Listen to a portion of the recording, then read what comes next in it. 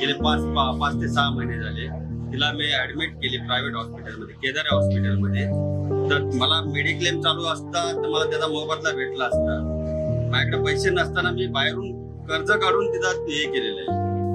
आम्हाला गट विमा चालू केलेला, पण तो अचानक 1.5 वर्ष झाले बंद केलाय.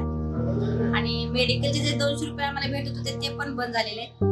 आणि ते मेडिकल जर आम्हाला आजारी पडलं तर हॉस्पिटलला गेले तर आम्ही आजारपणाला विलास कसा करायचा. महापालिकेच्या जो सेवानिवृत्त कर्मचारी आहे याला सुद्धा काही प्रमाणात काही काळापुरती ती सुद्धा गट विमा योजना चालू केली आणि तीही काही काळानंतर तीही बंद करण्यात आली.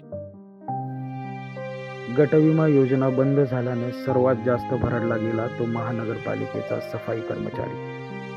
या सफाई कामगारांची इकडे आड तिकडे विहीर ही झालेली दशा महानगरपालिकेच्या उच्चपदस्थांना व लोकप्रतिनिधींना दिसत नाहीये की त्यांच्याकडून दुर्लक्ष केलं जातंय.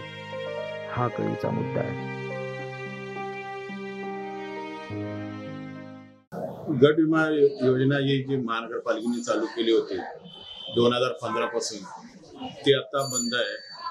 त्या योजनेच्या अंतर्गत माननीय मुंबई महानगरपालिका आयुक्त नेतासाहेब व माननीय शिवसेना पक्षप्रमुख उद्धवजी ठाकरे आणि मान्यवर नगरसेवक यांच्या उपस्थितीत योजना मोठ्या प्रमाणात दिमाखात चालू झाली आणि त्याचा लाभ खूप मोठ्या म्हणजे 1,06,000 कामगार कर्मचारी आहेत. या कामगार कर्मचाऱ्यांच्या आरोग्याच्या संदर्भात 5 लाखाचा विमा महानगरपालिकेने चालू केला होता. परंतु ही योजना जी आहे ती आता सध्या 2017 पासून बंद झालेली आहे आणि या योजनेमार्फत अनेक हॉस्पिटल्स वगैरे जे प्रायव्हेट हॉस्पिटल असते त्या हॉस्पिटलमध्ये कामगारांना, त्यांच्या मुलांना, त्यांच्या कुटुंबाला त्याचा लाभ मिळत होता. परंतु आता हा लाभ मिळत नाहीये.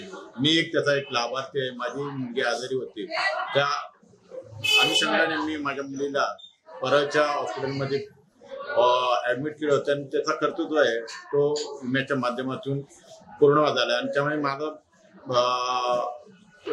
कुठेही पैशाची ओढाताण झाली नाही आणि म्हणून ही योजना आता बंद झाल्यामुळे अनेकांना प्रॉब्लेम निर्माण झालेले आहे. हे प्रॉब्लेम होऊ नये यासाठी महानगरपालिकेने जो 2015 पासून गट विम्याचा कार्यक्रम घेतला होता, म्हणजे योजना अंमलात आणली होती, ती योजना परत त्यांनी चालू करावी अशी माझी नम्र विनंती आहे. धन्यवाद.